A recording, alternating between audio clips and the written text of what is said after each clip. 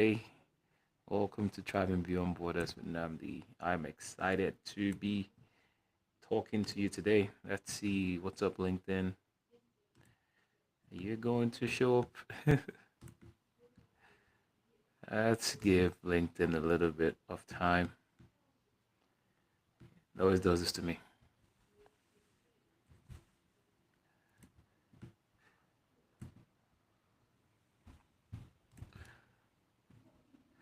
All right, greetings, everyone. We'll go ahead and get started.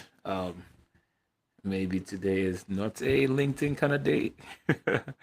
But we'll jump right in. I hope everyone has had a good week so far. I have an exciting topic. But again, welcome to Traveling Beyond Borders with Anamdi.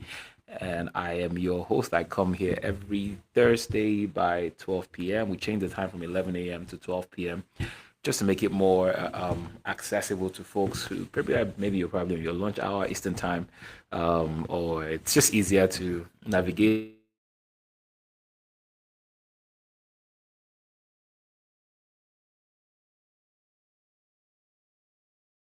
it get done. Yeah, focus to thrive here in your home country. Our whole mission is you don't have to start from scratch. And so we accomplish these things by providing meaningful conversations, information, and an ecosystem for you to um, just get the information you need to do well. That's our whole mission here at the African Collective, and I'm glad and I'm excited to be coming your way again.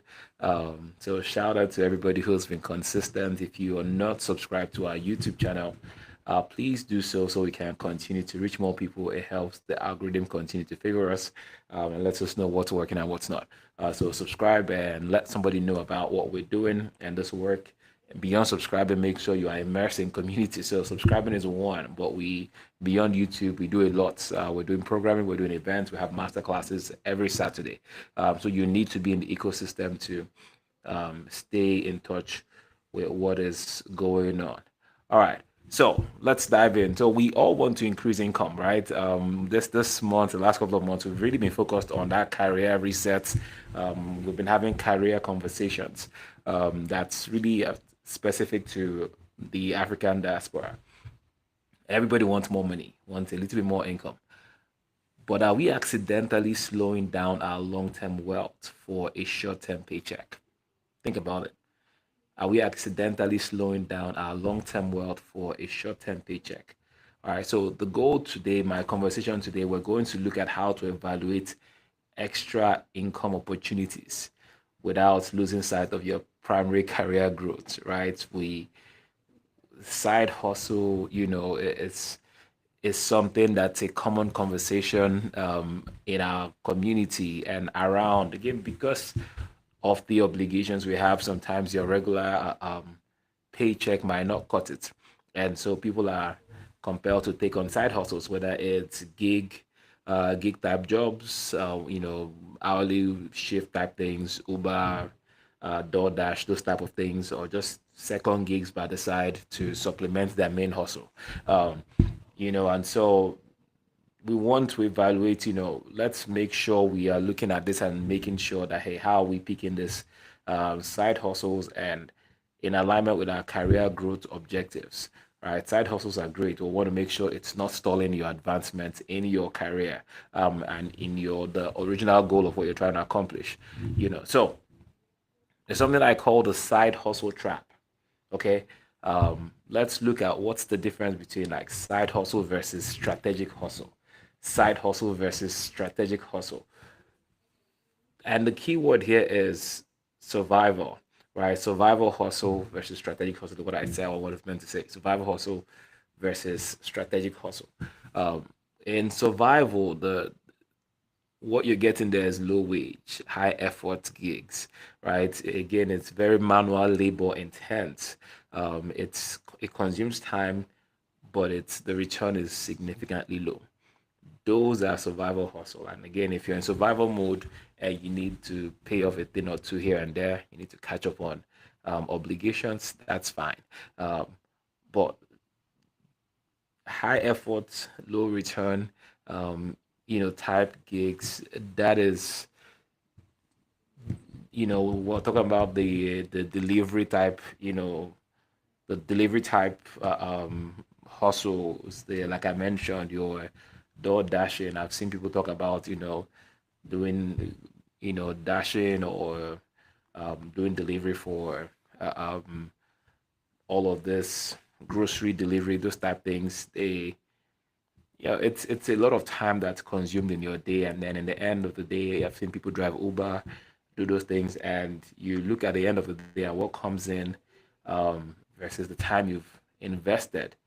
It's trivial, and you have to be the only way you make any meaningful um, only way you make anything meaningful from most of these gigs is if you're doing it, you're committing significant amount of time to it for you to make anything significant that you can live off of. Um, and that's the survival hustle category.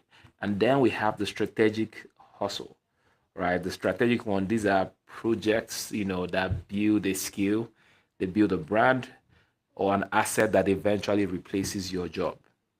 Okay, that's the strategic hustle. So it's you're investing time and effort in something that's making you better, improving your skill set, is leveraging your talents, and has potential to become an income replacement for you. That's the strategic hustle. Okay, so whether it's maybe you're doing a course, you're building a community, you're creating a membership, you're starting a non-profit, those type of things that you're doing, outside of your regular work hours, that have potential to become its own thing, to become its own venture, right? You're taking time and investing in building your brand. You're showing up, doing, you know, putting out content and engaging and giving value to a community, to serving a people. Those things that they become assets that, with intention of eventually again becoming income replacements, where okay, this thing does well enough to where I can there's a chance I can do this full time and I'll be fine. That's strategic hustle. So it's done by the side, but it has potential to become something meaningful.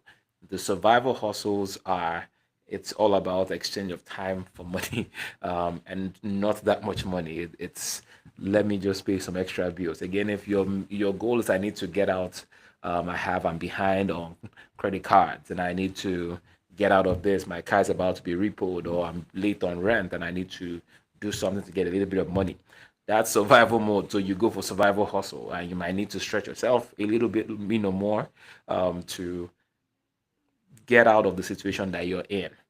That's what those are for, in my opinion. It's the survival hustle is when you're in survival mode and you need to tackle things very quickly. You have urgent things that you need to take care of, and so you need to, you need a little bit of cash to take care of a small $200 bill here, or you're behind by 200 and your car's about to get repoed, or the landlord is knocking and you need to raise $100 this week.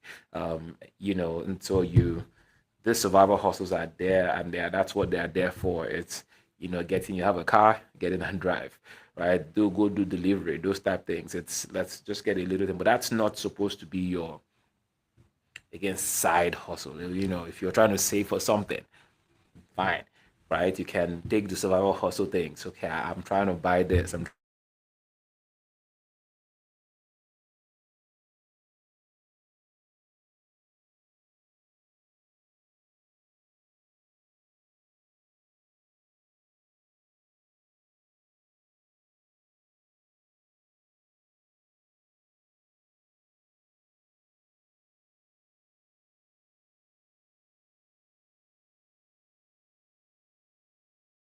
community, you're building a brand. But what you're doing in the strategic hustle, circle is you are creating something that again potentially has or could become its own source of income, replace your 9 to 5, be its own hustle, right? And so that's the difference between these two. Now I want to talk about the cost of distraction, right? If we do a little bit of math, if you have a side hustle that is paying you $500 a month, and $500 a month on a side hustle, depending on how much time you're putting into get it. You're getting $500 a month, but then because you're putting in all these extra hours outside of work, you're not able to get the certifications that you need to advance in your career or to build your other, main thing. certification that maybe if you had done it, it will increase your employability options. It will give you options in the job market, right? Maybe there are courses, there are conferences you should have attended. You might have gone for. There are courses you might take that will automatically skyrocket your earning potential, 20, 30K per year, right? And you're trading that off for $500 a month. The $500 a month, again, is to pay one bill, is to pay your car note. It'll take care of small things here and there. But that's the cost of distraction. You are distracted, right? You're missing out on the big thing, on the exponential, the potential exponential growth you could have, because you're immersing yourself in this, in this survival hustle ventures. And so it make sure you're sitting down, and I'm a big advocate for count the costs and make sure the cost is, what it's costing you versus what you are gaining, right? Are they commensurate? It's super important, because if you're making $500 in exchange for potentially investing in yourself to get to an extra 30, 40K salary, you're losing money. You're losing money. And so it's something you need to pay attention to. That's, the maths when it comes to the cost of distraction doesn't work in your favor when you are just giving to survival hustle approach. You also have to look at the emotional tax you're paying, right? That's the mental switching cost between your professional identity and then a random side gig, right? You go from what you do on a day to day, your day job, and then you have to turn off a switch, or turn on, turn off, and take on almost a different identity, right? To go. And again, I don't want to don't I don't want you to. I'm not trying to talk down on these things. I'm just saying make sure you're counting the cost and make sure it's the right thing to do. I know people again who have had to do all of these survival hustles to survive, to make ends meet. Um, but making that the hustle, making that the income, making that the main thing, and that's taking you away from your ability to advance yourself in your actual main thing, becomes a problem. You have to make mental adjustments. You go from, oh, I'm running this, I'm trying to build your, let's say your full-time gig is you are running your business, but your business is maybe still at those stages where it's not paying you enough to live off of, and you're not covering all the bills, and for the business and your personal bills, you're not at a place where you can pay yourself well enough, let's put it that way, with your business.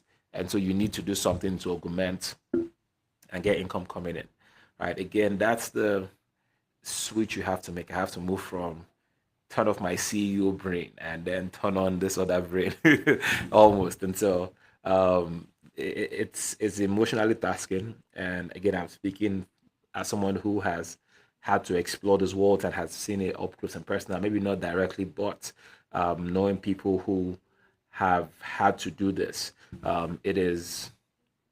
it can be draining. It's not easy. And so again, survival hustles should be seasonal. They should be based off of, okay, I'm in a season where I need income, and I need income now, and so I need to do what I got to do.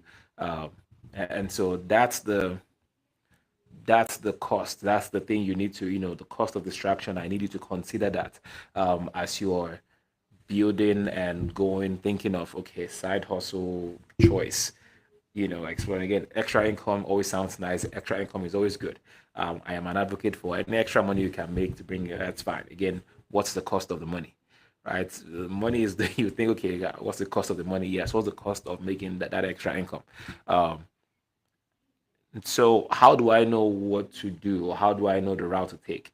And I have this three filter evaluation tests, that I want you to consider, when choosing the direction you're going to go. When you're choosing a side hustle, um, you know, I want you to weigh them against these three different, evaluate them against these three criteria I'm going to provide for you. The first filter is the return on investment, the ROI, right? Calculate your hourly rate. Is it lower or higher than your professional rate? If it's lower, is it worth the fatigue? Okay, so your hourly rate on your regular hustle, your actual value that somebody has told you this is what I'll pay you. That's what the market has valued you at. Oh, $50 an hour is what you get paid, 30, 40, whatever it is. Now with this side hustle, what's your hourly rate? If you make this amount of money versus the time you put in, do that division. All right, I'll Uber for 20 hours a week. That means maybe 4 hours a day for 5 days. So let's do it that way. Um, and then it's bringing in $300. $300 divided by the 20 hours. That's your hourly rate. So 20 divided by 300, yes, 320, 15 there, about $15 an hour. So that's what's coming in. Again, you might have to do more maths. And again, I might just be very off in that maths and in that. Somebody might be saying, well, I wish I was making that. So it might not even be the numbers. I'm making up numbers on the fly. But when you do that, okay, this is what side hustle hourly rate is going to be. Is it worth the fatigue? Is it worth the effort? Is it something you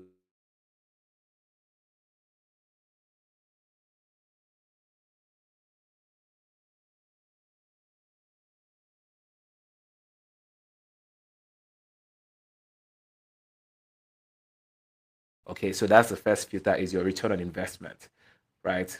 Filter number two, the skill compound. The skill compound. So does this work make you better at your core career? Okay. Does this side hustle make you better at your core career? So for example, assuming let's say you're a nurse, um, and then by the side you are doing ride sharing. Does it make you better? Versus a nurse who is doing health, home health by the side, picking up extra shifts, doing some home health or health consulting.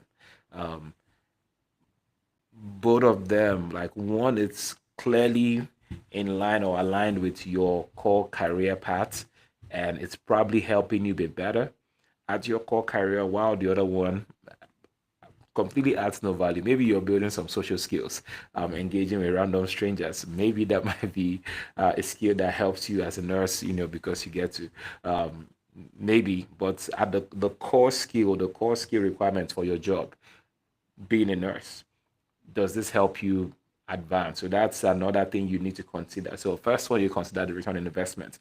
Is the juice worth the squeeze? Is the stress level, is the time investment what the money that I'm going to get? Number two, does this work make me better at my core career path? Right. This career path, I'm a tech professional. I'm trying to become a database engineer. I'm a database engineer, just in a situation where I need to make extra money. Um, and so for me, right, what I started doing, what we started then was we started training. And I started teaching people database administration because that's what I did. And eventually that became Insta Technologies. Okay, so it's something that has grown to become its own brand, become an MPEC accredited institution, and on its way to becoming, uh, um, at some point was the full-time gig. And so it's grown, it's better the non-profit out of it. So it's side hustles are great, but let it be something that compounds your skill, right? At doing NSTAT, building NSTAT from teaching database administration with, I've honed my leadership, I've honed my leadership skills, I've honed organizational skills, how to build out a team. I've learned how to uh, um, pretty much standardize an organization, hiring, creating SOPs, doing different things that you need at becoming a CEO.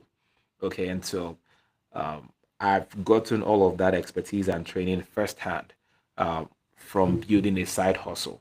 Versus the same time I've used to build our curriculum and do all of these things, I could have been using that to do, any of the other things. Again, I really don't want anybody to see it like I am downplaying um, ride sharing or delivery or any of those things. It just has to be what's the effort and the time. It has to be worth the time. Okay, so First filter again, the ROI, the return on investment. Second one, compounding skill. Does the skill compound? And the third filter is the exit strategy, right? Is this a forever grind or a bridge? This is very important, right? Is this a forever grind? Is this side hustle going to be like a side hustle, just put in hours, get a little bit of bucks and then survival? Or is it a bridge that's helping me get to another place? Again, like I said, if you're in a situation where you're in a bind and you're just trying to get out of something, you're trying to pay off some debt, you're trying to stabilize, and you say, hey, you know what? Right now, I just need something that's bringing in cash on a daily basis, so I can just keep, chipping off at debts. I'm paying something every day towards rent, towards the car, so the car doesn't get repoed or whatever. Um, that's an exit. That's a bridge. It's not. It's not something that you're building your like, hey, that's it's not become a second job. It's a side hustle, right? It's a side hustle and it's living true to its name. um if it can't become passive or scale, it might be a distraction. And I'll say that again, if it cannot become passive or it cannot scale, it might be a distraction. So what do I mean by that? If it can become passive, that means if this is not something that I can get it to a place where it's automated, where I don't have to do too much for it to run because I have my main thing. If I can't get it there to where it's really passive and it's still making money and it's running, then it might be distracting me from my main thing. If it can't scale, that means there is no chance this becomes something that replaces my income. There is no chance this becomes something I do full time. If it's never going to be that, then it might be a distraction. Then it might be preventing you from advancing in your career, right? So it is so important that we know this, that we pay attention to this, right? Answer that, is this a forever grind or is this a bridge? Forever grind means, hey, this is I'm building something. Eventually, this is going to become something. This is something I am. Oh yes, I'm invested in doing this training and expanding my curriculum and I'm expanding my skill set. Where looking, it's when it started and start, I keep doing and start. It's a forever grind because I see it becoming something. Okay, there's now I have a goal for what I want the institution to become. It's to a place where now we know we need to start bringing on other faculty and other trainers. We need to expand our offerings because we want to better serve our community. The need and those things. So it's scale potential is there. And so every time I put into building this business by the side, is it's an investment in what it's potentially going to become. Does that make sense? But if it's not something that if it's no there's no skill potential in it and it's not something I can, if there's no skill potential but I can do it, I can set it up and leave it and I don't have to do, then it's fine. The return on investment doesn't really that it's not, it's not that it's a big deal, but then at least I've set it up, it runs, it pays for itself, it brings in a little bit of money here and there. Like people write books and put on Amazon, for example. It brings in what it brings in. You have an online course, you've set it up. It brings in what it brings in. You're not doing that much to keep it going, to promote it, you show up, you know,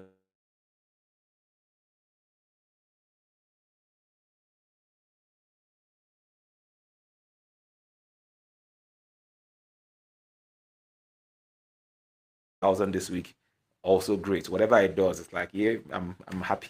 Okay. If it can be passive, then great, because then I can do multiple of that. Um, if if it's potential to scale, then I know, hey, potentially this could become something that helps me live this 9 to 5 life. Um, and if it's a bridge, call it a bridge. I know I'm doing this for a season. Does that make sense? I'm doing this because I'm trying to get out of something. I'm doing this to pay off some debt. I'm doing this to take care of one or two things. I have a couple of situations that I have to deal with, and I need to again have a little bit of money coming in so I can handle certain things. That's also okay. But make sure you define the exit strategy, right? Is this forever grind or a bridge? So tell me in the chats, let me know, have you done any side gigs, side hustles? What's your current gig? Is it related to your main career? Is this something completely different? Let me know in the chat as you're listening or watching this. What's the thing you're doing by the side? Is there any relationship to your, with your side hustle and your main career path? Is it completely different? Is it related? Let me know. I want to get a pulse on the community and people listening and how they feel about this topic. Before I get out of here, I want to for our weekly immigration pulse. I want to talk about some news that I found interesting and I want to share. Again, every week I have this section or segment where we do immigration polls, just talk through how things are looking, what I'm hearing in the political ecosystem, especially when it comes to immigration and immigration climbs, what's in the news. I want to, at least leverage this platform to, address, speak on certain things. So I found a piece of news, a recent Market Watch analysis highlights that immigrants are the backbone of the US healthcare system. Now, this is not news. If you live in Georgia, if you live in Atlanta, if you've gone to Emory, Grady, most of these hospitals, more than likely, if you see three nurses, one is African. Um, so uh, if you, in fact, two out of three are immigrants. So I'm talking about African, but you see Asians, you see Africans, you see just, especially those two, right? It's very prominent and dominant in the healthcare system, right? With dominating roles like home health aides, nurses, physicians.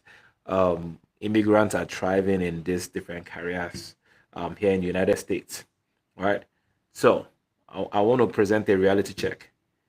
Restrictive policies don't just affect immigrants; they threaten care of aging Americans. Okay, so I'm saying this to give us a bit of hope because there's been, the last few weeks it's been this is bad and this is crazy and um, ICE is arresting somebody or somebody's getting shot here and all of that, But I wanted to paint a picture of hope as well, just to let you know, like, hey, what we do directly impacts the health of the aging of this country. All right, we are relevant, and so nobody is. We're not. You're not about to uproot everyone with an accent and then kick them out of here. There's a lot of people doing a lot of good. Our value to the fabric of this great country is very it's not a small piece in that fabric. Let me put it that way. We are not a small piece of the fabric. We are a key part of the fabric that makes up the beautiful garment of the American ecosystem, the American nation that we have come to be a part of and love. And so, regardless of what the political temperature is feeling like, and the noise that we hear, um, keep doing good, keep doing good, keep bringing value, and that's what I want to leave us with. Is keep bringing value. Um, keep we shine bright in our area, especially again. My focus is on healthcare today. Um, to all the nurses, to all the doctors, to all the home health aid, home health people, to every nursing aide, dentist, all of you, keep flying the flag, keep flying the banner for us.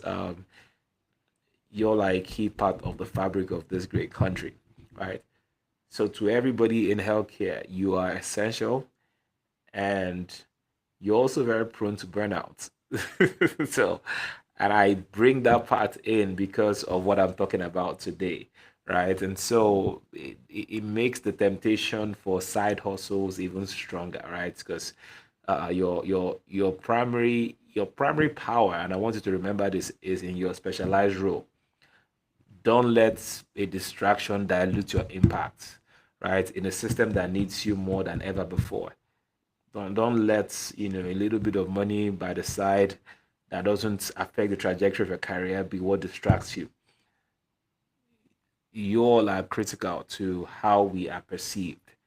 Um, you're caring for America's aging population, and you're presenting the immigrant community. You've become the ambassadors. Again, it's one of our go-to examples. You're not going to Grady, you're not going to Emory.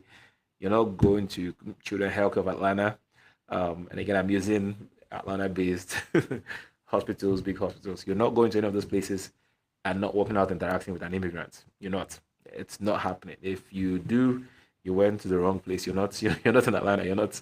You're not in a hospital.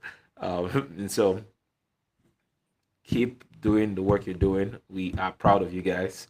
And then don't get distracted. All right. So quick homework for you, for everyone listening to this. And I call this the 72-hour challenge. Audit your side income for the last 30 days. Do an audit. If you have a side hustle, if you don't have a side hustle or a side gig you're doing, that's fine. You can skip this. But if you do have something you're doing by the side, do an audit of your side income over the last 30 days, over the last month. Divide total profits by the hour spent. Okay, so I made this amount of money. I made $200 and divided by I had to work for 10 hours to gain this $200. If the number you have is discouraging, if you look at that number and you shake your head and you feel disappointed in what's the hours, the output versus the input, if it's not looking good, if you feel like if you just hear to doing that math in your head, then I want to challenge you. Commit to using those hours next week for professional, uh, um, like professional strategy work. Okay, like study or networking or even rest, my brother. It might even do you better to just take a nap instead of sleeping for hours, sleep for six, and keep your health. And so whether it's invest that time in studying for a certification or something that will advance your career, help you earn more. Maybe invest more in that than this thing. Because again, that's one cycle that I've seen how people get caught up in. And I've over the time that I've been working with, especially doing career training programs, this is something that is very, very common. When I would talk to a potential student and they'll tell me, well, this is what I do, they are caught in a web of a job that they took on because they had to take on that job. But now it's consumed them so much, they don't have the bandwidth to invest in learning, invest in training. And I mean, the work consumes their time so much that they can't put in the time required to study, to practice, to better themselves. And so now it's a cycle, it's a web. I want to get out of this, but I don't have a way out. If you have the time to do a side hustle, again, look at your income, look at your expenses, look at what you have, make the necessary adjustments to maybe scale back a little bit to where you can do without the side hustle, and then take back that time and invest that in study, in yourself, in getting better at your craft, in doing something that will take you to the next level. All right. Commit, say in the next 6 months, I'm going to go for a higher level position. I'm going to that will give me a 30 to 40K increase in salary. That's a better play. Okay. Say, okay, before the end of, right, this is just February. Commit to, hey, by the end of this year, I will be in this next level of my career that's going to be making this amount of money. And then invest in learning, acquiring the skills you need to, studying, leveraging AI and YouTube and all the platforms out there to better yourself and practice and do what you need to do, and attack this thing head on. Okay, you need the extra money. I know you need the extra money. We all do. You need that jump in your income. It's better to adopt this than to burn out doing extra gig things, and not have much to show for it. So that's my time for today. Before I sign up next week, we'll be talking through building community in a new land. Why you can't thrive alone. So make sure you're tuning for that. I'll be back again by 12, between 12 and 12:15 every Thursday. So tell somebody about it.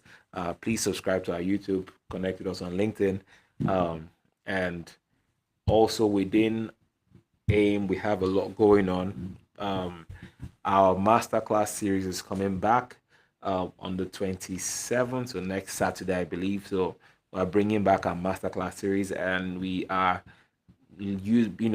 diving on topics around networking and sponsorships and mentorship and things like that. And we want to, that will lead into the lead up to our women's conference in March. So March 28th, save the dates, is going to be our women's conference for 2026. Last year was incredible. We had um, almost 200 women from different countries join, and it was packed. The speakers were great. We had breakout sessions, meaningful networks were formed. The community blossomed. It was powerful. People are still talking about the impact of the conference from last year. So you don't want to be told about it, so go ahead and register. The link to register will be somewhere. Go to our LinkedIn, send us a DM, we'll send you the link to get registered. And I believe there might still be opportunities to speak. If you're a speaker and you want to jump in on that, then reach out and let us know you're interested in being a part of doing that. And we'll see if there's something where we can get you somewhere where we can get you plugged in with speakers, panelists, breakouts, room facilitators, those type of things. So there's a bunch of opportunities for people to get plugged in and do stuff. So those are coming up. So we're excited. A lot is coming up. Our Catalyst programs will be launching soon as well. So we want to get all of that ready to go. Ahead of we're getting all of that. We'll keep you posted once the next one is launching. We're doing a lot of work behind the scenes because we want to make sure this year is about impact, meaningful impact and transformation. So get plugged in. We're on WhatsApp again. Reach out to us. Let us know you want to join in. Join our WhatsApp community. We have different space. We have spaces for students. We have spaces for professionals, for entrepreneurs, for parents. The uniqueness of raising kids here in the United States, it's different. So we have you in mind. All right. So thank you very much again for listening. As I wrap it up, I'll end with this. I'll say, don't just work hard, I'll work with direction. All right. I'll see you in the comments. Thank you for listening, and see you next week. But until then, keep